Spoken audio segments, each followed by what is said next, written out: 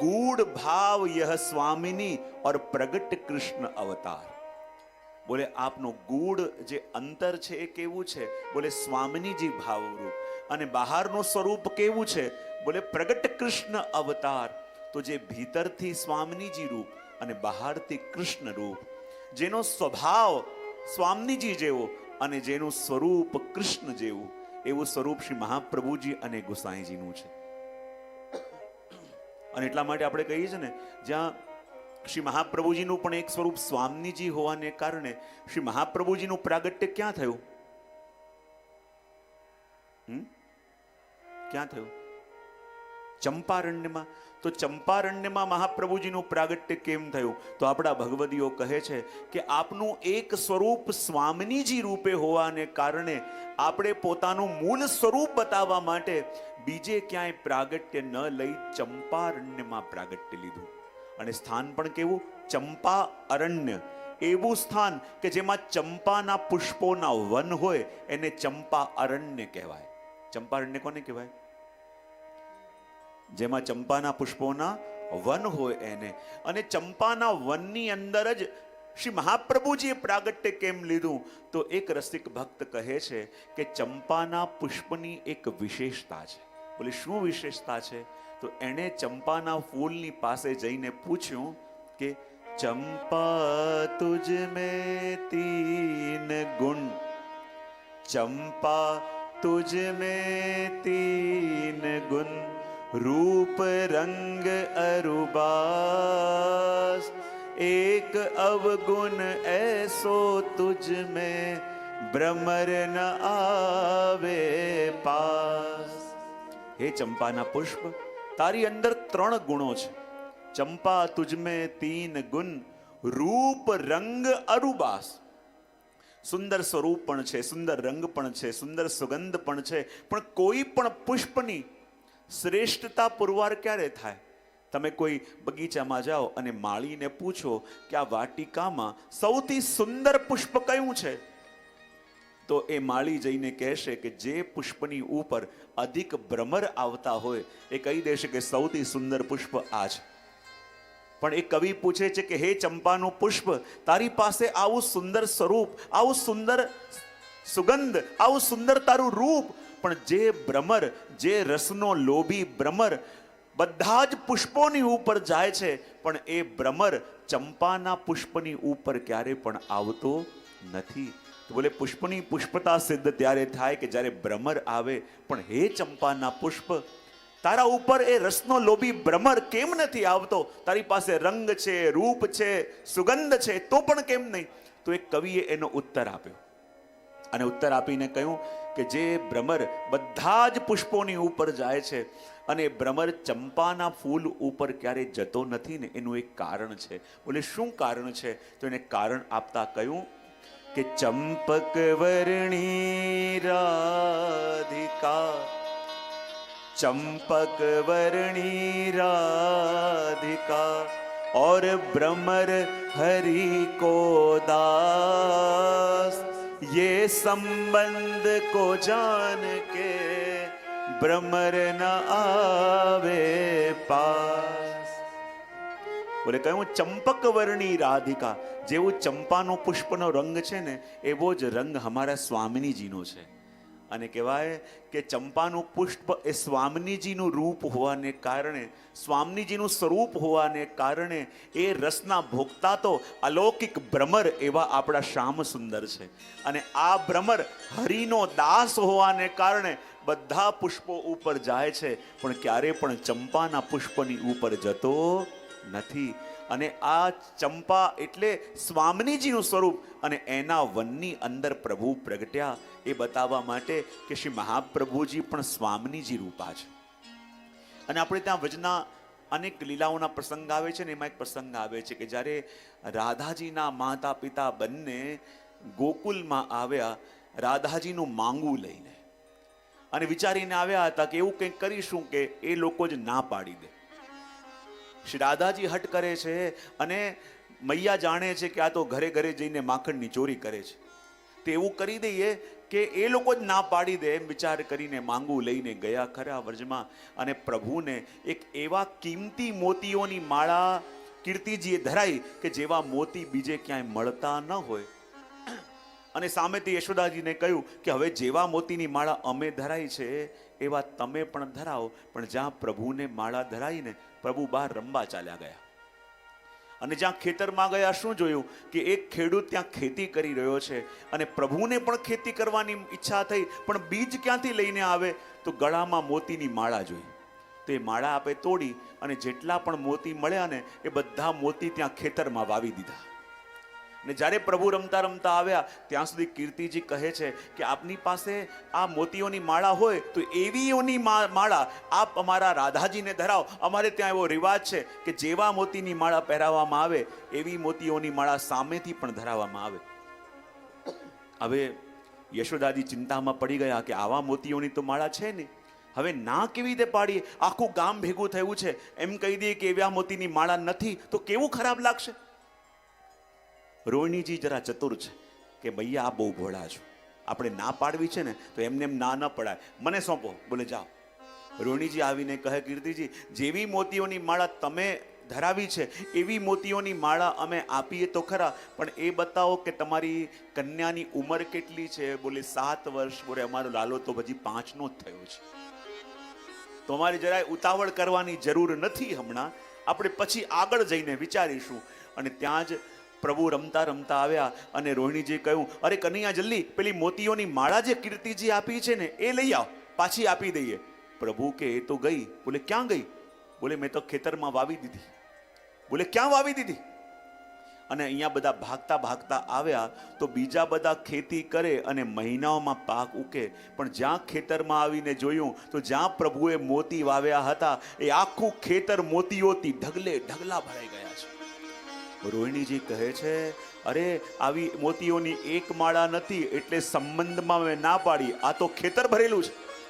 રોહિણીજી પાછા ભાગતા ભાગતા ગયા અને કહે અરે અમે ભૂલથી ઉતાવળમાં ના પાડી દીધી, પણ એવું કરો કે અમારે ત્યાં એવો રિવાજ છે કે જે પણ આશા લઈને આવ્યા હોય એને અમે ખાલી હાથે પાછા મોકલીએ નહીં, એટલે હવે આ સંબંધ પાકો રાખીએ છીએ. પણ એવું કરો કે તમે જે મોતીઓની માળા આપીને એના બદલામાં બરસાના જઈને ગાડા મોકલજો, તો ગાડા ભરી ભરીને મોતીઓ અમે મોકલીશું. અને કહેવાય કે ગાડા ભરી ભરીને મોતીઓ જ્યારે બરસાનામાં ગયા તો કહેવાય કે વૃષભાનજીએ વિચાર કર્યો કે આ તો કન્યાનું દ્રવ્ય છે અને કન્યાના દ્રવ્યનો ઉપયોગ અમે કેવી રીતે કરીએ? તો જેટલા પણ મોતી આવ્યા હતા એ મોતીઓથી એમણે રાધાજીના રહેવા માટે એક સુંદર મહેલ બનાવ્યો, એનું નામ પડ્યું મોતી મહેલ. તો શ્રી વલ્લભ પણ સ્વામીજીનું સ્વરૂપ હોવાને કારણે જ્યાં જ્યાં એ બિરાજતા હોય તો એ સ્થાનને પણ મોતી મહેલ કહેવાય. અને એ ભાવે અહીંયા કહ્યું કે શ્રી વલ્લભ અને શ્રી ગુસાઈજી ભીતરથી તો સ્વામીજી રૂપા અને પ્રગટ કૃષ્ણ અવતાર, અને બહારથી આપની લીલા એ કૃષ્ણના સ્વરૂપનું આપણને અનુસંધાન કરાવે. શ્રી ગુસાઈજીના ચરિત્રમાં પણ આવે છે ને કે જ્યારે આ બહાર પધારતા હતા, જોડે વૈષ્ણવ પણ છે, અને ઠાકોરજી પધરાઈને જતા હતા, બધા ખવાસ કહેવા આવ્યા જયરાજ રાજભોગનો સમય થઈ ગયો છે, તેવું કરીએ અહીંયા જ ક્યાંક ખેતરમાં કનાત બાંધીને સામગ્રીની તૈયારી કરીએ અને પ્રભુને રાજભોગ અરોગાવીને પછી આગળ જઈએ. શ્રી ગુસાઈજી કે ઠીક છે એમ જ કરો. અને જ્યાં ઠાકોરજી માટે રસોઈ સિદ્ધ થવા લાગી બહાર, અને ત્યાં આકાશમાં કાળા કાળા વાદળ મંડરાવા લાગ્યા, વીજળી ચમકવા લાગી, અને જ્યાં મંદ મંદ વૃષ્ટિ પડવા લાગી, અને ત્યાં ભાગતા ભાગતા સેવકો આવ્યા અને ગુસાઈજીને કહે કે જયરાજ હવે લાગે છે કે આકાશમાં જેવી રીતે કાળા કાળા વાદળ છવાઈ ગયા છે, વીજળીઓ ચમકી રહી છે, એમ લાગે છે કે હમણાં જબરદસ્ત મુશળધાર વરસાદ પડશે, તો ઠાકોરજીની સામગ્રી કેમ સિદ્ધ થશે? જ્યાં આ સાંભળ્યું શ્રી ગુસાઈજી આગળ આવ્યા અને આકાશમાં જોઈને જાણે ઇન્દ્રને યાદ અપાવતા હોય એટલું ગુસાઈજી એટલું જ બોલ્યા કે સંભાર કે અయ్યો હમ આન્યોર કે હૈ. ને જાણે ઇન્દ્ર પણ ઓળખી ગયો હોય કે આ બીજા કોઈ નહીં, આ એ જ છે કે જેણે સારસ્વત કલ્પમાં 7 દિવસ સુધી ગિરિરાજજીને ધારણ કરીને અને મારા માનને ભંગ કર્યો હતો. જાણે ઓળખી ગયો હોય એમ વાદળો છટી ગયા, વરસાદ પડવાનું બંધ થઈ ગયું, વીજળીઓ ચમકવાની બંધ થઈ ગઈ.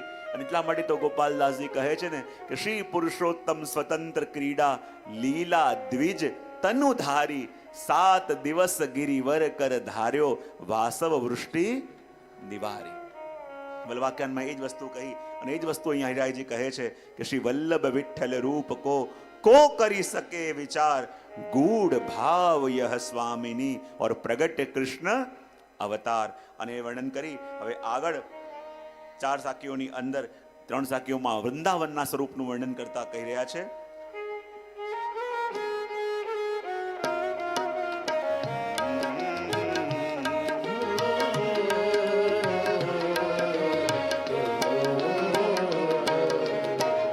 वृंदावन के दरसते भय जीव अनुकूल,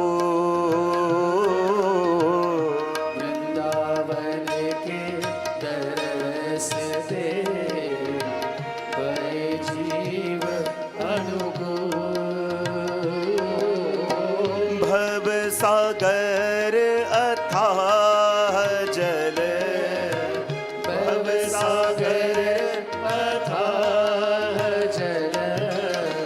उतरन को यह तूल श्री वल्लभ, उतरन को यह तूल श्री वल्लभ, श्री वल्लभ.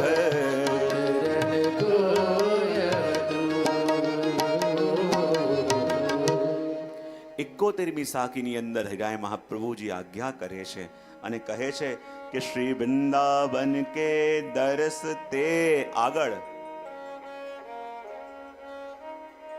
ફરી એક વાર વૃંદાવન કે દર્શ તે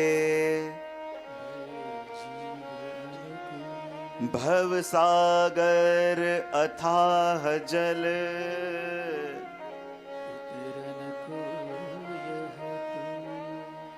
વૃંદાવન કે દર્શતે ભય જીવ અનુકૂળ.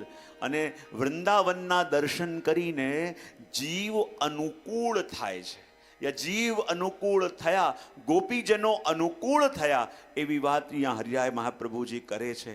વૃંદાવન, વૃંદાનો એક મતલબ તુલસીજી પણ થાય, વૃંદાનો એક મતલબ રાધાજી પણ થાય, વૃંદાનો એક મતલબ ગોપીજનોનો સમૂહ પણ થાય, વૃંદાનો એક મતલબ ભક્તોનો અંતઃકરણ પણ થાય. અને કહ્યું વૃંદાવન કે દરસ તે ભય જીવ અનુકૂળ. અને કહેવાય ને કે જ્યારે પ્રભુએ વેણુનાદ કર્યો અને વેણુનાદનું શ્રવણ કરીને જ્યારે ગોપીઓ ભાગતી ભાગતી વૃંદાવનમાં આવી, જો તમે ભાગવતજી અનેક વાર સાંભળ્યા છે અને જાણો છો કે જ્યારે જ્યારે પણ ગોપીઓએ કોઈ અનુષ્ઠાન કર્યું છે, કોઈ સાધન કર્યું છે, તો બીજી ગોપીઓની સાથે મળીને કર્યું છે કે નહીં? જો ગોપી ગીત ગાયું બધાની સાથે, વેણુ ગીત ગાયું ભેગા, યુગલ ગીત ગાયું ભેગા, ભ્રમર ગીત ગાયું ભેગા, હા, અને એ જ રીતે કાત્યાયની વ્રત કર્યું ત્યારે પણ ભેગા. જ્યારે જ્યારે પણ ગોપીઓએ કોઈ પણ સાધન કર્યું છે ત્યારે બધાએ મળીને કર્યું છે. પણ જ્યારે ભગવાને વેણુનાદ કર્યો અને વેણુનાદ ગોપીઓએ સાંભળ્યો તો એમની સખીઓ માટે રાહ જોઈને ઊભી રહી કે જેવું સાંભળ્યું એવી એકલી ભાગી. આપણને લાગે બધા સાધનો ભેગા મળીને કર્યા, પણ જ્યારે વેણુનાદ પ્રભુનો થયો અને એ વખતે જેવો વેણુનાદ સાંભળ્યો અને ગોપીઓ જેવી અવસ્થામાં હતી, જે રીતે હતી એ રીતે પ્રભુને મળવા માટે ભાગી, ત્યારે ગોપીઓની પ્રતીક્ષા કેમ ન કરી, પોતાની સખીઓની પ્રતીક્ષા કેમ ન કરી?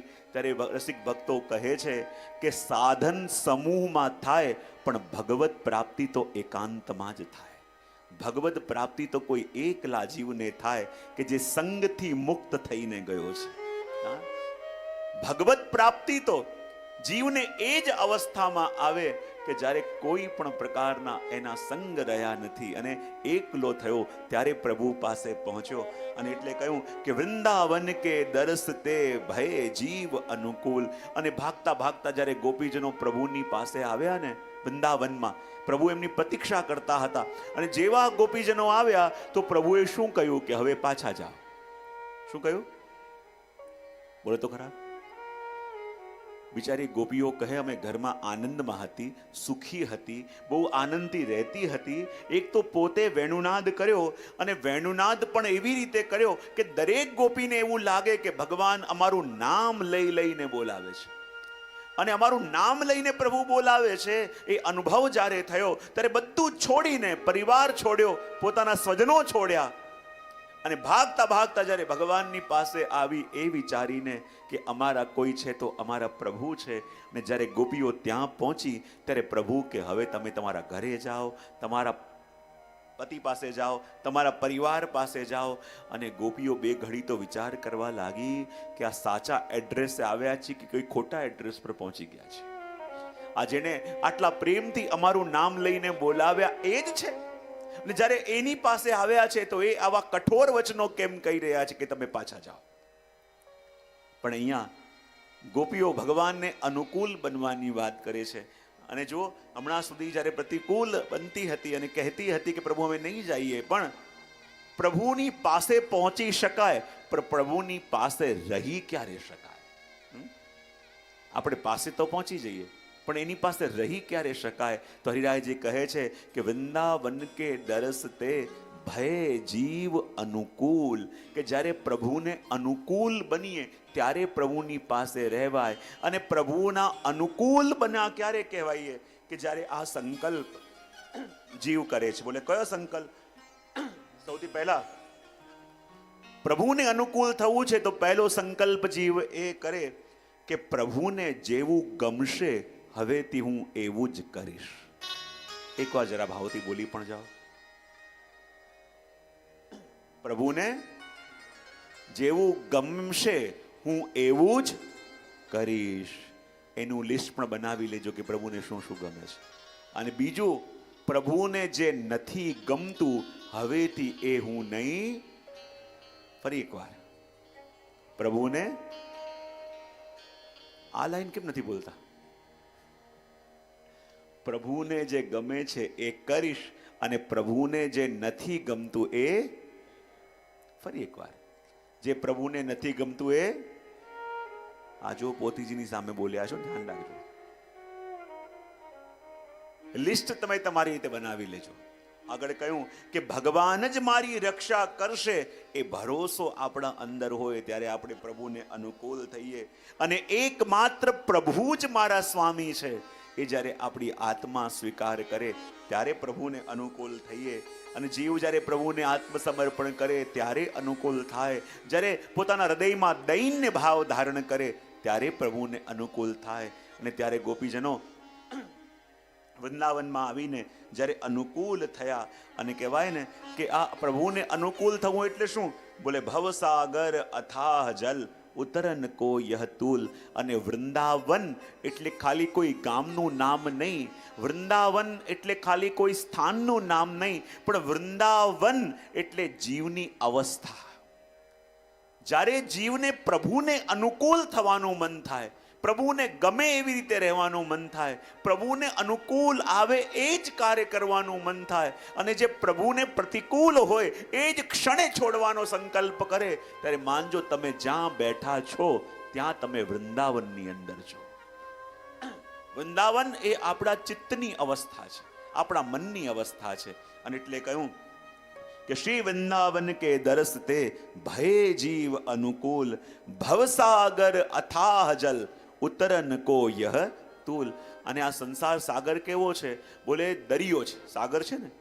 અને કહેવાય કે સાગર તરવા માટે આપણને કોઈ તરાપો જેવું મળી જાય તો ધીમે ધીમે ધીમે ધીમે પાર ઉતરાય કે ન ઉતરાય. તો બોલે આ વૃંદાવનની અવસ્થા એ પણ એ સાગરને પાર કરવા માટેનું તુલ છે. એવી વાત અહીંયા હિરાય મહાપ્રભુજી કરે છે. એ જ વસ્તુ 72મી સાખીની અંદર હિરાયજી કહે છે કે શ્રી વૃંદાવન બાનિક બન્યો, કુંજ કુંજ અલી કેલી. વૃંદાવન બાનિક બન્યો, કુંજ કુંજ અલી કેલી. અરુજી શામ તમાલ સો, માનો કંચન બેલી. આપણને એમ જોઈએ તો આપણને લાગે કે આ કોઈ પ્રકૃતિનું વર્ણન કર્યું છે, પણ શહેરાય મહાપ્રભુજીની વાણી પણ સ્વરૂપાત્મક છે. અને આ વર્ણન પ્રકૃતિનું નહીં, પણ આ વર્ણન રાસનું છે. રાસનું વર્ણન કેવી રીતે છે? તો કહે કે શ્રી વૃંદાવન બાનિક બન્યો. જ્યારે જીવો પ્રભુને અનુકૂળ થયા ત્યારે પ્રભુએ એમની સાથે રાસ કર્યો. અને જ્યારે રાસ કરે છે તો એનો માહોલ કેવો છે કે કુંજ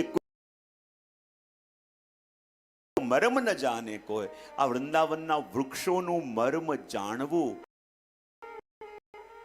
જો જ્યારે જ્યારે પણ સાંજ પડે છે અને જ્યારે પ્રભુ અહીંયા ગાયો ચરાવવા માટે પધારે છે ને જ્યારે પાછા જવાનો સમય થાય છે ને તો પ્રભુની ગાયો કેટલીક એવી છે કે જેમના નામ વનસ્પતિના નામ ઉપરથી છે. જેના ઉપરથી? અને આ વૃંદાવનની પ્રકૃતિ શું છે કે જે પ્રભુની ગાયોના નામ વનસ્પતિના નામ ઉપરથી છે. અને કહેવાય જ્યારે પ્રભુને પાછા ફરવાનો સમય આવે તો એ ગાયો જે દૂર દૂર દૂર દૂર વૃંદાવનમાં ચાલી ગઈ હોય તો એ વનસ્પતિના નામવાળી ગાયોને પ્રભુ અવાજ લગાવીને પુકારે છે કે હે માલતે, હે મલ્લિકે, હે ચંપે. ને જ્યારે ભગવાન એ વનસ્પતિઓના નામ લે તો વૃંદાવનની અંદર રહેલા જેટલા પણ વૃક્ષો અને લતા પતાઓ છે એમને એમ ભ્રમ થાય છે કે પ્રભુ અમને પોકારી રહ્યા છે. એ વૃક્ષોને એમ લાગે છે કે પ્રભુ અમને બોલાવી રહ્યા છે અને પોતે વ્યાકુલ થઈ જાય છે પ્રભુની પાસે જવા માટે. જેટલી લતાઓ હતી એ વૃક્ષો પર લિપટેલી હતી, પણ જ્યાં પ્રભુના મુખથી નામ સાંભળ્યું તો વૃક્ષોથી છૂટીને એ પ્રભુ તરફ વધવા જાય છે, પણ જઈ શકતી નથી. તો ગોપીઓ કે કેમ જઈ શકતી નથી? ને ત્યારે લતા પતાઓને એટલો તાપ થાય છે કે જુઓ તો ખરા, પ્રભુએ વેણુનાદ કરીને અમારો નામ લીધું, પ્રભુએ અમને બોલાવ્યા, પ્રભુ અમને પુકારી રહ્યા છે, પણ જુઓ તો ખરા, પ્રભુએ પુકાર્યા તો પણ અમે જઈ ન શક્યા. બોલે કેમ?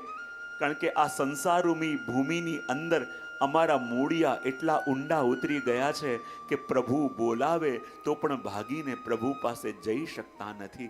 અને એ તાપ એમને થાય છે. અને એ જ વખતે વૃક્ષોમાં મધુધારા થવા લાગે છે.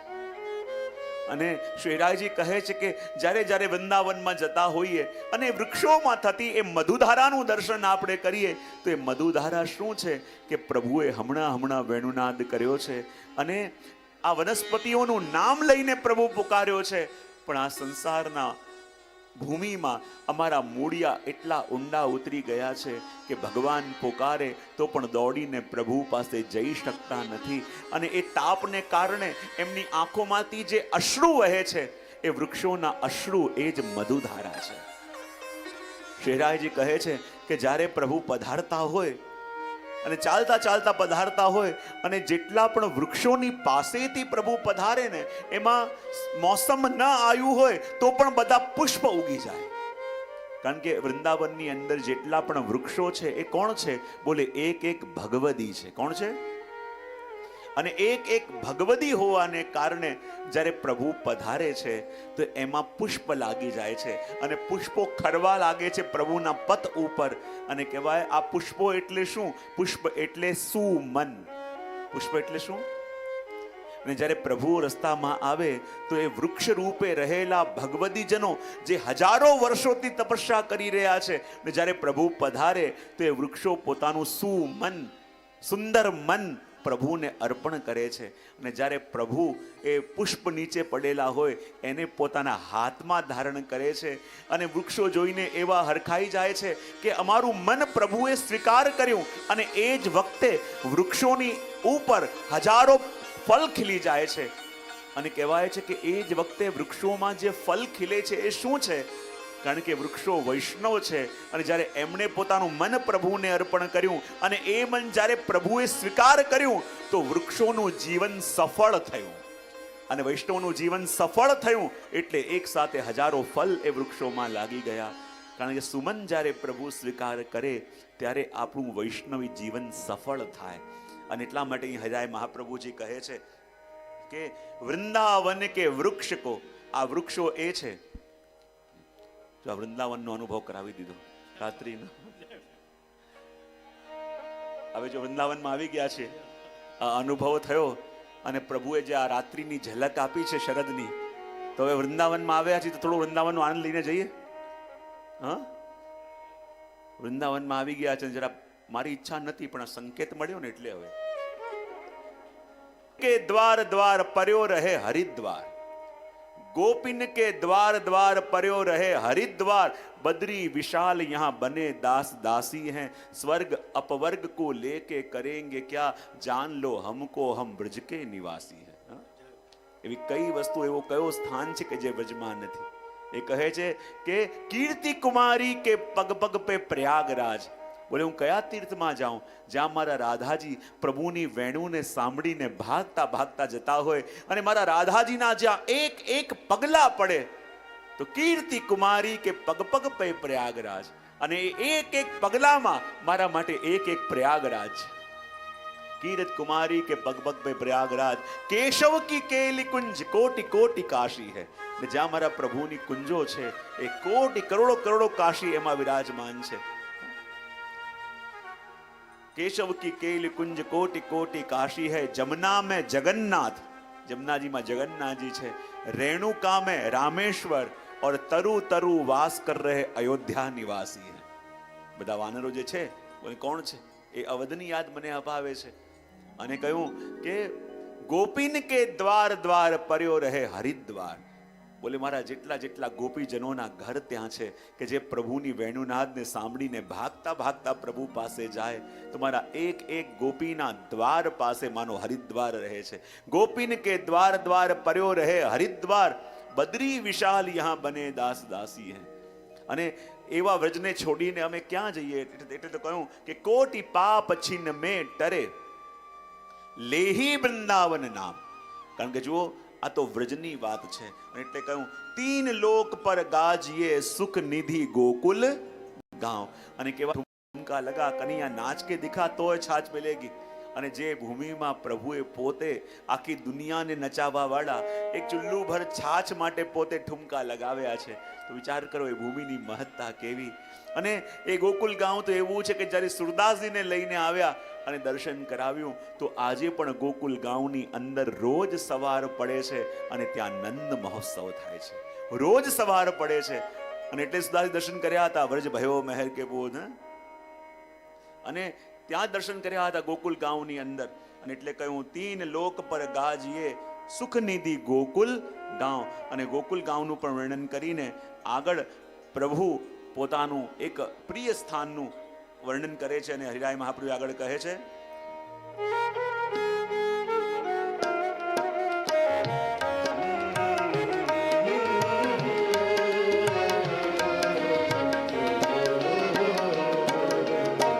नंद नंदन शिर राज ही बरसानो वृषभा.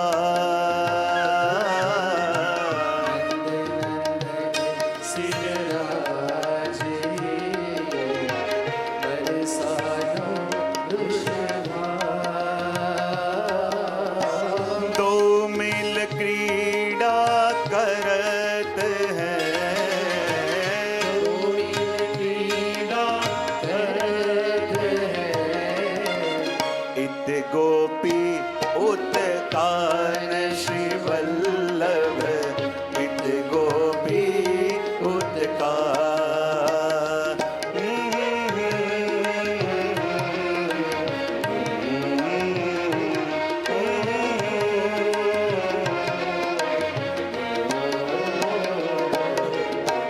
नंद नंदन शिर राज ही. આગળ ફરી એક વાર બધાનો અવાજ આવવો જોઈએ. નંદ નંદન શ્રીર રાજ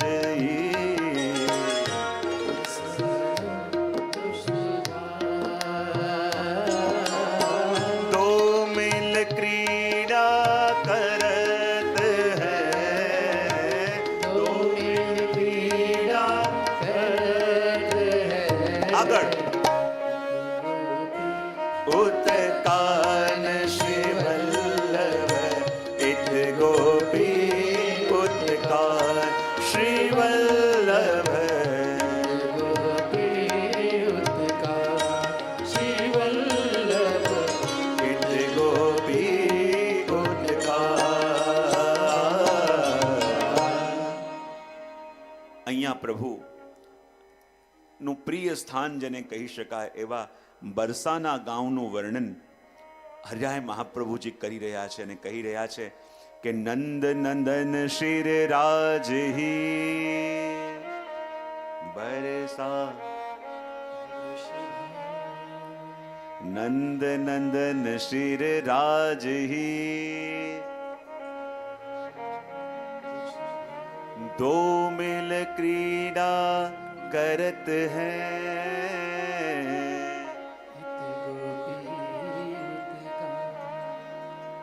અને બરસાના આનું વર્ણન અહીંયા હરિરાય મહાપ્રભુજી કરે છે. અને જો હું પહેલા કહી દઉં કે બરસાના એ ખાલી કોઈ ગામનું નામ નહીં, બરસાના એટલે કોઈ વ્રજનું સ્થાન નહીં, પણ બરસાના એટલે પ્રભુને કરેલી જીવની વિનંતી છે. શું છે? આપણને લાગે કે બરસાના કોઈ ગામનું નામ નહીં, બરસાના ખાલી કોઈ સ્થાનનું નામ નહીં, પણ ભક્તની ભગવાનને કરેલી વિનંતી છે. બોલે શું વિનંતી છે? તો બરસાના એટલે જીવ પ્રભુને વિનંતી કરીને કહે છે કે પ્રભુ આપકી કૃપા બરસાના. બરસાના એટલે વરસાવજે. પ્રભુ આપકી કૃપા બરસાના, વરસાવજો. અને આ જીવની પ્રભુને કરેલી વિનંતી છે કે હે પ્રભુ આપની કૃપા વરસાવજો. અને એટલે કહ્યું નંદ નંદન શિર રાજહી, બરસાનો વૃષભાન. અને કહેવાય કે બરસાના ગામ તો પ્રભુ પોતાના મસ્તક ઉપર ધારણ કરીને રાખે છે. બોલે શાના માટે? કારણ કે એ સ્થાન કોનું છે? શ્રી રાધાજીનું. કોનું સ્થાન છે? અને શ્રી રાધાજીનું સ્થાન હોવાને કારણે પ્રભુ એને પોતાના મસ્તક ઉપર ધારણ કરીને રાખે છે. અને શ્રી રાધાજી, કોઈએ શ્રી ગુસાઈજીને પૂછ્યું હશે કે જેમ તમે વૃંદાવન ઇત્યાદિમાં જાઓ તો ત્યાં કૃષ્ણ કરતા પણ રાધે રાધે વધારે થાય, પણ કહેવાય છે કે આપણે ત્યાં રાધાજીની જગ્યાએ આપણે અધિકતર સ્વામિનીજી કહેતા હોઈએ છીએ. તો કોઈ આપને પૂછ્યું કે જેમ અહીંયા અમારે ત્યાં રાધે રાધે થાય છે તો આપને ત્યાં કેમ એમને સ્વામીજી ઇત્યાદિથી બોલાવવામાં આવે? ત્યારે શ્રી ગુસાઈજીએ કહ્યું કે જો આપ બરસાનાના છો માટે રાધાજી આપના માટે આપના કન્યા રૂપ છે, પણ અમારા તો પ્રભુના સ્વામિની છે એટલે અમારા માટે પુત્ર વધુની જેમ છે. કેવા છે? પેલો પ્રસંગ આવે છે ને કે જ્યારે એક ચૂડી વેચવા વાળો શ્રી ગુસાઈજીને ત્યાં આવ્યો, સાથે પુત્ર વધુઓ ત્યાં વિરાજમાન હતી, અને ગુસાઈજીએ કહ્યું કે જેને જે પણ ચૂડી ગમે ને એ ચૂડી એમને આપી દેજો. અને એ ચૂડી વાળો ગયો અને આવ્યો થોડી વાર, અને ગુસાઈજીની પાસે આવીને કહે કે મેં આપની 8 પુત્ર વધુઓને બંગડીઓ આપી દીધી છે. શ્રી ગુસાઈજી કે મારા તો 7 પુત્ર વધુ છે, 8માં ક્યાંથી આવે? બોલે ના અંદર 8 છે. શ્રી ગુસાઈજી કે 7 છે તો 8માં ક્યાંથી? બોલે ના અંદર 8 છે. જ્યાં ગુસાઈજી ગયા તો 7 જે પુત્ર વધુઓ હતા એમણે વંદન કર્યા, પણ જે 8માં હતા એ ઘૂંટો કાઢીને ઉભા હતા. શ્રી ગુસાઈજી પાસે ગયા અને કહે તમે કોણ છો અહીંયા? આમ આવે તો આમ ચહેરો ફેરવી લે, આમ ગુસાઈજી આવે તો આમ ચહેરો ફેરવી લે. શ્રી ગુસાઈજી થોડા કડક શબ્દોમાં કહ્યું કે આ 7 પુત્ર વધુઓની સાથે આપ ઉભા છો, આપ કોણ છો? ને ત્યાં એમને ઘૂંટો ઉપાડ્યો અને કહ્યું કે હું શ્રી રાધાજી છું. તો કે આપ અહીંયા ક્યાંથી? બોલે આપ મારા સ્વામીને પોતાના પુત્ર માનીને સેવા કરો તો પછી હું આપની કોણ થઈ? અને એટલા માટે હું આ ચૂડી લેવા માટે જોડે ઊભી થઈ ગઈ. તો જુઓ આ બરસાના એટલે શું? બોલે પ્રભુને કરેલી વિનંતી કે પ્રભુ આપની કૃપા વરસાવજે. પણ આ તો શ્રી રાધાજીનું સ્થાન છે, અને રાધાજીનું સ્થાન હોવાને કારણે કહેવાય ને કે પ્રભુ પણ એટલા બધા વ્યાકુલ થઈ જાય કે જ્યારે જ્યારે આપ શ્રી રાધાજીના દર્શન કરે છે. અને રાધાજી એટલે કોણ? કહેવાય ને કે જ્યારે ભગવાન દ્વારિકામાં આવ્યા અને દ્વારિકામાં આવીને પણ જ્યારે રાત્રે આ પહોંચતા હોય, એ 16,000 રાણીઓ પ્રભુની સેવા કરતા હોય અને અચાનક ચોંકીને જાગી જતા, રાધે રાધે કરતા કરતા, અને આ 16,000 રાણીઓને એમ લાગતું કે અમે આટલી સેવા કરીએ છીએ, આટલી ટહેલ કરીએ છીએ, તો અમારા પ્રેમમાં એવી કઈ કમી રહી ગઈ છે, એવો શું દોષ રહી ગયો છે કે અમારી પાસે આવીને અમારી સાથે રહીને પણ એ શ્રી રાધાજીને ભૂલી શકતા નથી. એવું શ્રી રાધાજીએ શું કર્યું હતું? એવા રાધાજી શું કરતા હતા? કેવા હતા? અમને કેવી રીતે ખબર પડે? અને આમ વર્ણન પ્રાચીન ગ્રંથોમાં એવું મળે છે. બધા કહે કે અમે જઈને પૂછીએ તો કોને પૂછીએ કે શ્રી રાધાજીનું સ્વરૂપ શું હતું, એ ગોપીઓનું સ્વરૂપ શું હતું કે જે અહીંયા રહીને પણ પ્રભુ ભૂલી શકતા નથી, તો બીજા કોને પૂછીએ? એમણે કહ્યું કે રોહિણીજીને પૂછીએ.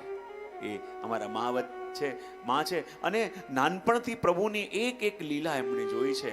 અને બધી રાણીઓ મળીને રોહિણીજી પાસે આવ્યા અને હાથ જોડીને કહે કે માં, અમારી એક ઈચ્છા છે. બોલે શું? અમે જાણવા માંગીએ છીએ કે એ રાધા કોણ છે. અમે જાણવા માંગીએ છીએ કે રાધા કેવા છે. અમે જાણવા માંગીએ છીએ કે રાધાજીનું સ્વરૂપ કેવું છે. કારણ કે આટલા સમયથી પ્રભુ અમારી પાસે રહે છે, પણ અમારી પાસે રહીને પણ અમારા થઈ શક્યા નથી. અહીંયા રહીને પણ એ શ્રી રાધાજીને, એ ગોપીજનોને ભૂલી શક્યા નથી. અમારે જાણવું છે કે એમના પ્રેમમાં એવું શું હતું.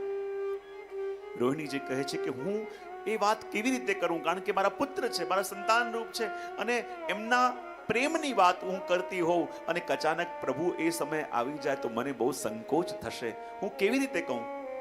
ત્યારે એ 16,000 રાણીઓએ કહ્યું કે માં, ચિંતા ન કરો, પ્રભુ અહીંયા આવી નહીં શકે. બોલે જો પ્રભુ આવી ગયા તો એમને કોણ રોકી શકે? કોનું સામર્થ્ય એવું છે કે પ્રભુને અંદર આવતા રોકી શકે? ત્યારે બધાએ કહ્યું ચિંતા ન કરો, અમે દ્વાર ઉપર સુભદ્રાજીને ઊભા રાખીશું. એ તો બહેન છે અને બહેન તો એના ભાઈને રોકી શકે. કદાચ કોઈ સેવકનું સામર્થ્ય નથી, કદાચ કોઈ દાસ દાસી રોકી ન શકે, પણ બહેન તો રોકી શકે.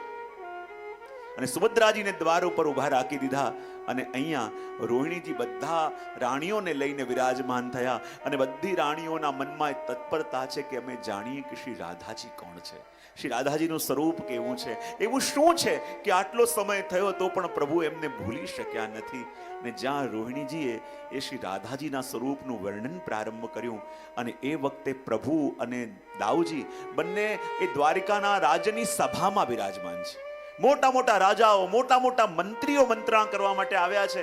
અને પ્રભુ અને દાઉજી જ્યારે સિંહાસનમાં બેઠા છે, અને જ્યાં અહીંયા રોહિણીજીએ શ્રી રાધાજીનું અને ગોપીઓનું વર્ણન પ્રારંભ કર્યું, અને પ્રભુ વાતો કરતા કરતા એકદમ ખોવાઈ ગયા. દાઉજી હાથ પકડ્યો, કનૈયા શું થઈ રહ્યું છે? ત્યારે પ્રભુએ કહ્યું, દાદા, મને એવું લાગે છે કે અહીંયા કોઈ રાધાજીના નામનું સ્મરણ કરી રહ્યું છે. મને લાગે છે કે અહીંયા મારી ગોપીઓનું સ્મરણ કોઈ કરી રહ્યું છે. અને જ્યાં રાધાજીનું વર્ણન આગળ ચાલવા લાગ્યું, પ્રભુ એવા વ્યાકુલ થઈ ગયા, એવા વ્યાકુલ થઈ ગયા કે એમની આંખોમાંથી બેઠા બેઠા આંસુની ધારા થવા લાગી. અને કહ્યું કે જરૂર અહીંયા મહેલમાં કોઈ રાધાજીનું સ્મરણ કરે છે. મોટા મોટા રાજાઓ, મોટા મોટા મંત્રીઓ બેઠા છે, પણ જ્યાં રાધાજીના ગુણગાન થવા લાગ્યા, પ્રભુ પોતાને રોકી ન શક્યા. અને સિંહાસન પર વિરાજેલા પ્રભુ એકદમ ભાગ્યા એ દિશામાં કે જ્યાં રાધાજીના ગુણગાન થતા હતા. અને પાછળ પાછળ દાઉજી પણ હે કનૈયા ઉભો રે, કનૈયા ઉભો રે કરીને ભાગ્યા. પણ જ્યારે દ્વાર ઉપર આવ્યા, સુભદ્રાજી ઊભા છે. સુભદ્રાજીએ પ્રભુ અને દાઉજીને રોકી દીધા કે મને આજ્ઞા એમ છે કે આપને અંદર ન જવા દો. પ્રભુ કે કૃપા કરી મને અંદર જવા દે. જરૂર મારા રાધાજીનું ચરિત્ર, મારા રાધાજીની કથા અંદર થઈ રહી છે, મારા રાધાજીના લીલાનું વર્ણન થઈ રહ્યું છે, મને અંદર જવા દો. પણ સુભદ્રાજી જ્યારે બહાર રોક્યા, અંદર રાધાજીના સ્વરૂપનું વર્ણન થઈ રહ્યું છે, અને પ્રભુને જ્યારે બહાર રોક્યા તો પ્રભુને એટલો વિયોગ થયો, એટલો વિયોગ થયો કે પ્રભુનું આખું શ્રીઅંગ પીઘળવા લાગ્યું. અને જ્યાં પ્રભુને પીઘળતા જોયા, એમને જોઈને દાઉજીનું શ્રીઅંગ પણ પીઘળવા લાગ્યું. અને પોતાના બંને ભાઈઓને પીઘળતા જોયા, એ જોઈને સુભદ્રાજીનું પણ શ્રીઅંગ પીઘળવા લાગ્યું. અને પીગળીને એક લાકડાના સાંચામાં ઢળવા લાગ્યું. અને કહેવાય કે આખું શ્રીઅંગ બન્યું. અને ભાગતા ભાગતા નારદજી અંદર ગયા અને રોહિણીજીને કહ્યું કે આ શું કરી રહ્યા છો? આપ અહીંયા રાધાજીનું વર્ણન કરો છો અને બહાર પ્રભુને રોકી દીધા. અને પ્રભુ, દાઉજી અને સુભદ્રાજી ત્રણેયનું શ્રીઅંગ પીગળીને લાકડાના સાંચામાં ઢળી રહ્યું છે. આ કથા અહીંયા અટકાઈ દો. અને જ્યાં કથા અટકાઈ દીધી તો કાષ્ટમાં આખું શ્રીઅંગ પણ બન્યું, પણ કથા અટકાઈ તો હસ્ત બનવાના બાકી રહી ગયા. અને એ સ્વરૂપ છે જગન્નાથજીનું સ્વરૂપ. એ સ્વરૂપ જગન્નાથજીનું સ્વરૂપ હસ્ત રહી ગયા, કારણ કે કથાને અટકાવી દીધી. તો વિચાર કરો, જે રાધાજીનું સ્મરણ ક્યાંક થાય અને પ્રભુ ભાગતા ભાગતા ત્યાં આવી જાય, અને કેવું સ્વરૂપ એ રાધાજીનું હશે. અને જ્યારે આ રાણીઓએ એ રાધાજીના સ્વરૂપનો પરિચય મેળવ્યો, મનમાં એક જ તાપ છે કે જીવનમાં એક જ કામના છે કે એકવાર એ રાધાજીના દર્શન જરૂર કરવા છે. એવું શું છે રાધાજીના અંદર? એકવાર દર્શન જરૂર કરવા છે. તો અન્ય પુરાણોમાં કથા મળે છે કે જ્યારે કુરુક્ષેત્રમાં સૂર્યગ્રહણનો પ્રસંગ આવ્યો ને ત્યારે પ્રભુએ બધાને આમંત્રિત કર્યા અને કહ્યું કે રાધાજી પણ પધારશે. અને કહેવાય કે જ્યારે રાધાજી પધારશે, ખબર એ 16,000 રાણીઓને પડી, મનમાં તત્પરતા હતી કે ચલો આ વખતે રાધાજીના દર્શન અમને થઈ જશે, અમારે પણ જોવું છે કે રાધાજીનું સ્વરૂપ કેવું છે. અને ત્યારે 16,000 રાણીઓ જ્યારે પ્રતીક્ષા કરતી હતી અને એવું સુંદર સ્વરૂપ પધાર્યું કે એમને જોઈને બધા દંગ થઈ ગયા કે આટલું અદ્ભુત સ્વરૂપ, બોલે આ જ રાધાજી હશે, બોલે આ રાધાજી છે એમ માનીને વંદન કરવા ગયા. ત્યારે એમણે કહ્યું ના, આ તો રાધાજીની દાસી અને એની પણ દાસી છે. ત્યારે વિચાર કરવા લાગ્યા કે રાધાજીની દાસી અને એની પણ દાસીનું જો આવું સ્વરૂપ છે તો શ્રી રાધાજી કેવા હશે. અને કહેવાય કે જ્યારે શ્રી રાધાજી પધાર્યા અને એના દર્શન આ 16,000 રાણીઓએ કર્યા તો પહેલા મનમાં થોડી ઈર્ષા પણ હતી, પહેલા મનમાં થોડો રંજ પણ હતો કે અમારી પાસે રહીને પણ પ્રભુ અમારા થઈ શક્યા નથી. પણ જ્યારે રાધાજીના દર્શન કર્યા અંદરની બધી ઈર્ષા મટી ગઈ, અંદરનો બધો રંજ મટી ગયો. એમ લાગ્યું કે આ મારા પ્રભુના પ્રિય નહીં, આ તો મારા પ્રભુનું સુખ આવી રહ્યું છે. અને પોતાના પ્રિયતમનું સુખ જોઈને જેવી પ્રસન્નતા થાય એવી પ્રસન્નતા એ 16,000 રાણીઓને શ્રી રાધાજીના દર્શન કરીને થઈ. અને જ્યારે રાધાજીને લઈને એ 16,000 રાણીઓ પોતાના કક્ષમાં લઈ ગઈ અને કહેવાય છે કે એક રાણીએ રાધાજીને આરોગવા માટે એ દૂધ આપ્યું અને રાધાજી એમની ઈચ્છા પૂરી કરવા માટે દૂધ આરોગ્યું પણ ખરા. પણ જ્યારે રાત્રિના સમયમાં એ રાણીઓ જ્યારે દ્વારિકાધીશની ચરણ સેવા કરતી હતી ને ત્યારે જોયું કે પ્રભુના ચરણોમાં ફોલ્લા પડ્યા છે. ને જ્યારે પ્રભુના ચરણોમાં છાલા પડ્યા છે જોયું, રાણીઓ કહેવા લાગી પ્રભુ આજે તો આપ ક્યાંય બહાર પધાર્યા નથી, તો આપના ચરણમાં આ ફોલ્લા કેવી રીતે પડ્યા છે? ને ત્યારે પ્રભુએ કહ્યું કે તમે આજે રાધાજીને જે દૂધ આપ્યું હતું ને એ દૂધ ગરમ હતું અને મારા ચરણ તો નિત્ય રાધાજીના હૃદયમાં બિરાજે છે અને ગરમ દૂધ એમણે ગ્રહણ કર્યું અને એને કારણે એ ગરમ દૂધને હોવાને કારણે મારા ચરણોમાં છાલા પડી ગયા. અને ત્યારે એ રાણીઓને સમજાયું કે શ્રી રાધાજીનું સ્વરૂપ શું છે, એ રાધાજીનું ચરિત્ર શું છે. અને એટલા માટે અહીંયા કહ્યું કે નંદ નંદન શિરરાજહી. આ સ્થાન એ છે કે જેને પ્રભુ પોતાના મસ્તક ઉપર રાખે છે. આ એ સ્થાન છે કે જેને પોતાના મસ્તક ઉપર ધારણ કરે છે. માટે કહ્યું કે નંદ નંદન શિરરાજહી બરસાનો વૃષભાન દો મિલ ક્રીડા કરત હૈ ઇત ગોપી ઉત કાન. બરસાનાનું વર્ણન કરીને આગળ શ્રી યમુનાજીનું વર્ણન કરે છે અને વર્ણન કરતા આગળ કહે છે 76મી સાખીમાં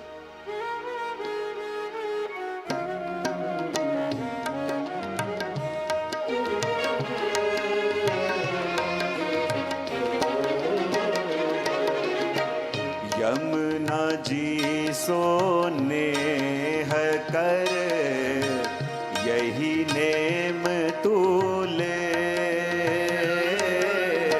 यमुना जी सो नेह कर यही नेम तूले.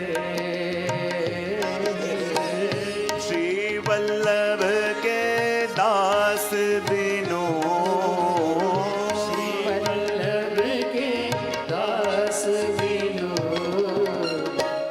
रन सो तजी स्नेह श्री वल्लभ और न सो तज स्नेह श्री वल्लभ और न सो तज स्नेह श्री वल्लभ और न सो तज स्नेह.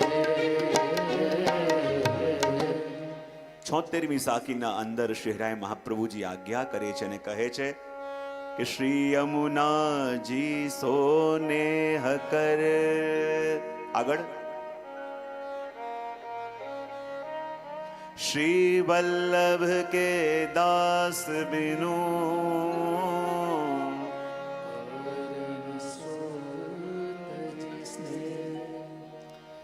શ્રી હરિરાય મહાપ્રભુજી 76મી સાખીમાં કહી રહ્યા છે કે જીવનમાં યદિ નેહ કરવો છે, જીવનમાં સ્નેહ કરવો છે તો સ્નેહ કોનાથી કરવો કે જેનાથી પ્રભુ મળે.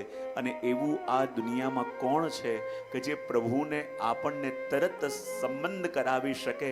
તો અહીંયા હરિરાયજી કહે છે કે સ્નેહ જ કરવો છે તો શ્રી યમુનાજી સો સ્નેહ કર. શ્રી યમુનાજીથી નેહ કર. બોલે કેમ? કારણ કે નેહ કારણ શ્રી યમુને પ્રથમ આઈ.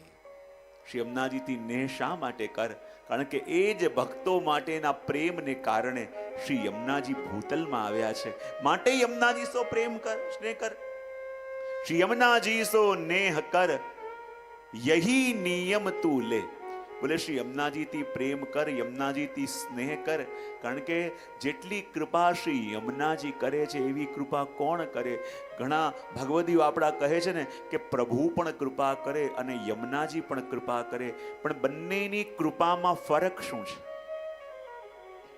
યમુનાજી પણ કૃપા કરે અને પ્રભુ પણ કૃપા કરે, પણ બંનેની કૃપામાં ફરક શું છે?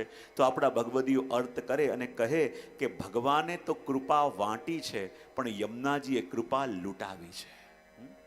પ્રભુએ કૃપા વાંટી છે, પણ યમુનાજીએ કૃપા લૂંટાવી છે. અને જો વાંટવામાં અને લૂંટાવામાં પણ ફરક હોય કે ન હોય? જ્યારે વાંટવાની વાત આવે તો એ વાંટનાર ઉપર છે કે કોને કેટલું આપે, અને જ્યારે લૂંટવાની વાત આવે તો એ લૂંટનાર ઉપર છે કે કેટલું લૂંટી શકે એમ છે. જો જ્યારે વાંટવાની વાત આવે અને કોઈ પ્રસાદની થાળી લઈને બધાને વાંટવા જતો હોય તો જેની જોડે સંબંધ સારા ચાલતા હોય થોડું વધારે આપે, અને જેની જોડે આજકાલ આડું ચાલતું હોય, જ્યારે વાંટવાની વાત આવે ત્યારે વાંટનારની ઉપર છે કે કોને કેટલું આપે. પણ જ્યારે નંદ મહોત્સવ થતો હોય અને બધું લૂંટાવાતું હોય ત્યારે લૂંટનાર ઉપર છે કે કેટલું લૂંટી શકે. તો એમ પ્રભુએ મનુષ્ય દેહ આપીને કૃપા વાંટી, પણ એ જ પ્રભુને આપણા ઘરમાં પધરાવી દઈને યમુનાજીએ કૃપાને લૂંટાવી દીધી કે જેટલું લૂંટી શકો એટલું લૂંટી લો. અને એટલા માટે અહીંયા શ્રીરાયજી કહે છે કે યમુનાજી સો નેહ કર, યહી નિયમ તું લે. યમુનાજીથી પ્રેમ કરીને, યમુનાજીથી સ્નેહ કરી, યમુનાજીથી નેહ કરીને આ નિયમ તું લે. બોલે શું? કે શ્રી વલ્લભ કે દાસ બિનુ ઓરન સો તજી સ્નેહ. શ્રી વલ્લભના દાસથી અન્યત્ર આપણી આસક્તિ ન થવા દેવી, એ વાત હરિરાય મહાપ્રભુજી આપણને અહીંયા કહે છે. અને આગળ 77મી સાખીમાં એ જ વસ્તુને આગળ વધારતા વર્ણન કરી રહ્યા છે. જય હો.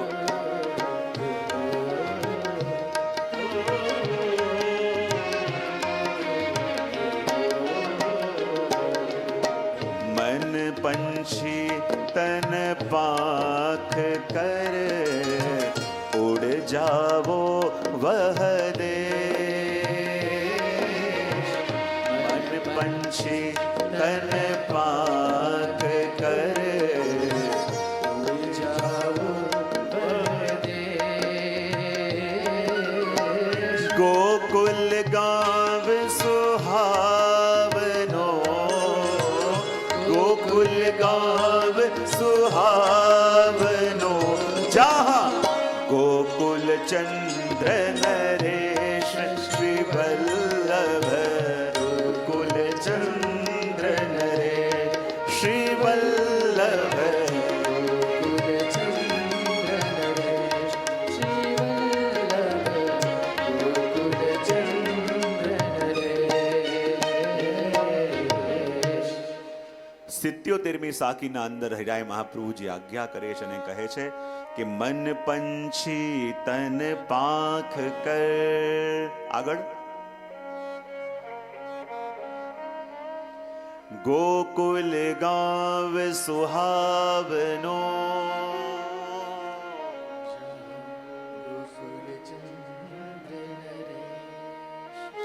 અહીંયા 77મી સાખીમાં શ્રી હરિરાય મહાપ્રભુજી આજ્ઞા કરે છે અને કહે છે કે મન પંછી તન પાંખ કર, ઉડ જાવો વહ દેશ. ગોકુલ ગાંવ સુહાવનો, જહાં ગોકુલ ચંદ્ર. હા, જો અહીંયા શું કહે છે કે મન કેવો છે? બોલે પંછી જેવો. કેવો? બોલે તો ખરા.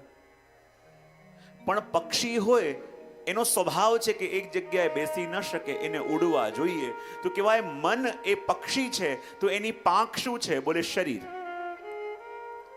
એની પાંખ શું છે? તો જ્યારે પણ મનરૂપી પક્ષી ઉડે છે તો એકલો નહીં, શરીરની સાથે લઈને ઉડે છે કે નહીં? હા, મનની ઈચ્છા થાય ન જવું હોય તો પણ ત્યાં જવું પડે છે કે નહીં? હા કે ના તો પાડો. મન આપણને ફોર્સ કરે છે તો જે બોલવું નતું એ પણ બોલાઈ જાય છે કે નહીં? હા કે ના તો પાડો. હા બોલે કેમ? કારણ કે મન પંછી તન પાંખ કર ઉડ જાવો વહ દેશ. કારણ કે મનને જ્યારે શરીરનો સહારો યા શરીરનો સાથ મળે છે ને ત્યારે મન ભટકે છે. જો એમને મન ભટકતું હોય તો એટલો વાંધો ન થાય, પણ જ્યારે આ શરીર એના સપોર્ટમાં, આ શરીર જ્યારે એનો સાથ આપવા લાગે છે ને ત્યારે બધા પ્રોબ્લેમ ઊભા થાય છે. ખાલી મને વિચાર કર્યું હતું ત્યાં સુધી ઠીક હતું, પણ આપણે એ મનનું કરેલું, મનનું ધારેલું કરીએ છીએ ત્યારે કે જ્યારે શરીર પણ એની યુક્તિઓમાં ભળે છે ત્યારે. અને એટલે કહ્યું મન પંછી તન પાંખ કર. હે મનરૂપી પંછી, તું આ તનરૂપી શરીરને લઈને ઉડ જાવો વહ દેશ. ઉડતો ઉડતો એ દેશ ચાલ્યો જા. બોલે ક્યાં? બોલે ગોકુલ ગાંવ સુહાવનો જહાં ગોકુલ ચંદ્ર. અને કહેવાય ને મનને કહે છે કે જે મન તું આ શરીરનો સાથ લઈને જા, કારણ કે શરીર અને મન બંને ભળે છે ને તો ત્યાં આપણી સેવા બને છે. ખાલી શરીર હોય તો પણ ન ચાલે, મન પણ જોઈએ, અને મન હોય તો ન ચાલે, શરીર પણ જોઈએ, અને આ બંને લાગે છે ત્યારે કાર્ય સિદ્ધ થાય છે. તો કહે ઉડ જાવો વહ દેશ ગોકુલ ગાંવ સુહાવનો જહાં ગોકુલ ચંદ્ર નરેશ. અને કહેવાય ને મનને વાળવું અને મનને કેળવવું બંનેમાં ભેદ છે. બોલ્યા મનનો સ્વભાવ કેવો છે? જરાક પણ કોઈક અસર કરે તો એનો સીધો પ્રભાવ આપણા મન પર આવે છે. પણ એ મનને અસંગ રાખીને જ્યારે આપણે ત્યાં લઈ જઈએ તો મન દૂષિત થતું નથી. અને એટલા માટે અહીંયા કહી દીધું છે કે મન પંછી તન પાંખ કર ઉડ જાવો વહ દેશ ગોકુલ ગાંવ સુહાવનો જહાં ગોકુલ ચંદ્ર નરેશ.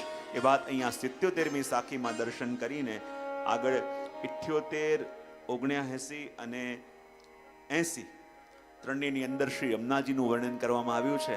તો આપણે ત્રણેયનું ગાન એક સાથે કરી એનું દર્શન આપણે કરીશું. જય હો.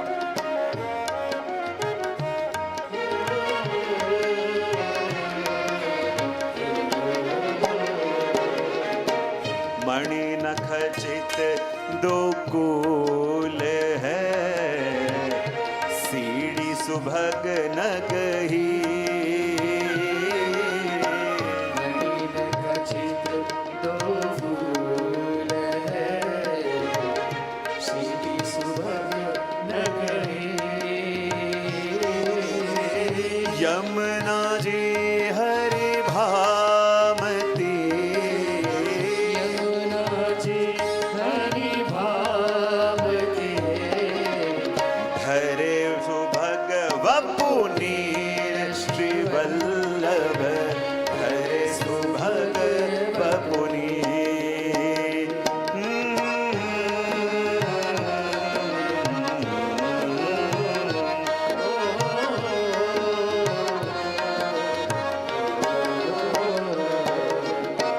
रतन उभय खंभ है तरंग जुसीड़ी माँ. ये निज खंभ है तरंग जुसीड़ी माँ.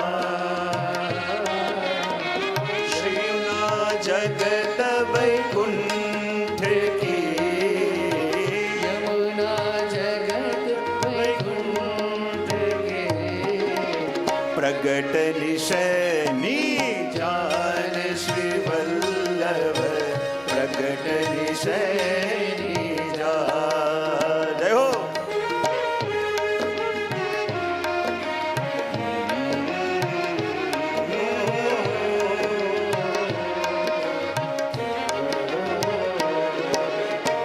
रतन खचित कंचन महा वृंदावन की भूमि.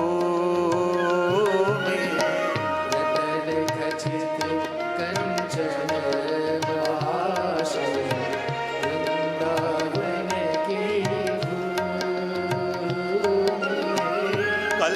वृक्ष से द्रुम रहे, कल्प वृक्ष से द्रुम रहे, फल फूलन करी झूमी श्री वल्लभ, फल फूलन करि झूम, श्री वल्लभ, फल फूलन करि झूम, श्री वल्लभ, फल फूलन करि झूम। આ સાખીઓની અંદર શ્રી યમુનાજીનું સ્મરણ આપણને હરિરાય મહાપ્રભુજી કરાવે છે અને યમુનાજીના સ્વરૂપનું વર્ણન કરતા અહીંયા હરિરાયજી 78મી સાખીની અંદર આજ્ઞા કરે છે અને કહે છે, મને ન ખચિત દો કુલ હૈ. આગળ શ્રી યમુનાજી હરિભામતી,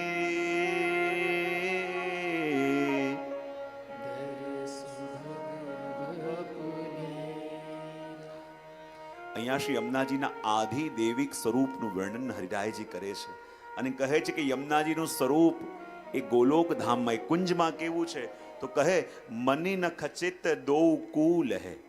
શ્રી યમુનાજીના બંને જે તટ છે એ બંને તટ કેવા છે? બોલે મણિયોથી જડેલા, સીડી સુભગ નગ હીર. અને યમુનાજીના જે ઘાટ બનેલું છે એની સીડીઓ કેવી છે? બોલે એમાં હીરા જડેલા છે. કેવી છે? બોલે શ્રી યમુનાજીનું સ્વરૂપ કેવું છે કે જેની અંદર મણિયો જડેલી છે, સીડીમાં હીરા જડેલા છે અને યમુનાજીના એક એક જે રજ છે એ પણ અલૌકિક રત્નોની જેમ છે. વિચાર કરો, જ્યારે શ્રી ગુસાઈજી બાદશાહ અકબરની સાથે યમુનાજીમાં નૌકા વિહાર કરતા હતા અને ત્યારે બાદશાહે શ્રી ગુસાઈજીને એક કિંમતી હીરો ભેટમાં આપ્યો અને જ્યારે કિંમતી રત્ન ભેટમાં આપ્યું, શ્રી ગુસાઈજી કહ્યું કે તમે આ મને આપી દીધું છે? અને કહ્યું હા. ફરી પૂછ્યું કે તમે મને આ ભેટ આપ્યું છે? બોલે હા. ફરી પૂછ્યું કે તમે મને આ ભેટ આપ્યું છે? બોલે હા. શ્રી ગુસાઈજીએ લઈને એને યમુનાજીમાં પધરાવી દીધું અને જ્યાં પધરાવી દીધું બાદશાહ ઊભા થઈ ગયા, કહેવા લાગ્યા, અરે આટલો કિંમતી રત્ન, આટલો કિંમતી હીરો હતો, મેં આપને ભેટ આપ્યો અને આપે જલમાં પધરાવી દીધો. ત્યારે શ્રી ગુસાઈજીને લાગ્યું હજી બાદશાહને યમુનાજીના સ્વરૂપનો અનુભવ નથી. એમ કહ્યું કે અચ્છા, યમુનાજીમાં પધરાવી દીધું, તમને હીરો જોઈએ છે? બોલે હા, બતાવો. અને ત્યારે ગુસાઈજીએ જરાક હાથ યમુનાજીમાં કર્યો અને જ્યાં હાથ બહાર કાઢ્યો તો એ બાદશાહનો હતો એના કરતા અનેક ગણા કિંમતી રત્નો શ્રી ગુસાઈજીના હાથમાં આવ્યા અને ગુસાઈજી કે બતાવો આમાંથી તમારો હીરો કયો છે? અને બાદશાહ એવો લજ્જિત થયો કે યમુનાજીની એક એક રજના કણો એવા કિંમતી હીરા જેવા છે કે જેની આગળ મારો હીરો તો સૌથી તુચ્છ લાગે છે. ને ત્યારે શ્રી યમુનાજીના સ્વરૂપનું જ્ઞાન એ બાદશાહને પણ થયું અને કહેવાય કે યમુનાજી કેવા છે? મની ન કચિત દો કુલ હૈ, સીઢી સુબગ નગ હીર, શ્રી યમુનાજી હરિ ભામતી. જો શ્રી યમુનાજી આપણા પ્રભુને બહુ પ્રિય છે, બહુ પ્રિય છે. બોલે શેના માટે? બોલે યમુનાજી હરિ ભામતી બે વસ્તુને કારણે. બોલે બે વસ્તુ કઈ? આપણે ત્યાં કહીએ છીએ ને કે મદન મોહન જો કી ખરી હૈ પ્યારી, પટરાની જો કહાવે. શ્રી યમુનાજી પ્રભુને એટલા બધા પ્રિય કેમ છે? તો બે કારણ છે. એક કારણ એ છે કે યમુનાજી છે ને પ્રભુને ક્યારેય પણ ના નથી કહેતા. શું નથી કહેતા? અને કોઈ બધી વાતમાં હા કે ને એ આપણા માટે ઘણીવાર બહુ જોખમી થઈ જતું હોય છે. બોલ કેવી રીતે? એક કન્યાના લગ્ન થયા તો એના ગુરુ પાસે આવ્યા અને કહ્યું કે આ સાસરે જવાની છે, એને કોઈ સલાહ આપો ને. તેને કહ્યું કે જો એક કામ કરીશ 6 મહિના સુધી. બોલે શું? બોલે 6 મહિના સુધી તારે એક કામ કરવાનું, તારા સાસરામાં તને જે પણ કોઈ કંઈ કહે ને તારે ના નહીં પાડવાની, કહી દેવાનું કે હા થઈ જશે. પછી ભલે તું કરે કે ન કરે પછીની વાત છે, પણ ના નહીં કહેવાની. 6 મહિના સુધી ખાલી આટલું નિયમનું તું પાલન કરજે. એને કહ્યું ઠીક છે. અને જ્યારે પોતાના સાસરે ગઈ અને 6 મહિના પછી પાછી જ્યાં આવી અને ગુરુને મળવા ગઈ, ગુરુએ કહ્યું કેમ સાસરામાં બધી હાલત કેવી છે? બોલે બધું બદલાઈ ગયું છે. બોલે બદલાઈ ગયું છે એટલે? બોલે 6 મહિના સુધી ઘરના લોકો જે પણ કંઈ કહેતા હું કહેતી હા થઈ જશે, કંઈ પણ કહેતા હું કહેતી હા થઈ જશે. અને 6 મહિના પછી મારું હા સાંભળીને ઘરના લોકોની એવી દશા થઈ ગઈ છે કે હું કંઈ પણ કહું અને ઘરના બધા કે હા થઈ જશે. તો યમુનાજીનો સ્વભાવ એવો છે કે પ્રભુ કંઈ પણ કહે તો યમુનાજી ક્યારે પણ ના ન પાડે. અને યમુનાજીની હા સાંભળીને પ્રભુ પણ એવા ટેવાઈ ગયા છે કે ગમે તેવો અધમ જીવ કેમ ના હોય, યમુનાજી કહે પ્રભુ આનો ઉદ્ધાર કરવો પડશે, અને પ્રભુ કે હા થઈ જશે. અને યમુનાજી પ્રભુને પ્રિય એટલા માટે પણ છે કે યમુનાજીને રૂઠતા નથી આવડતું. શું નથી કરતા આવડતું?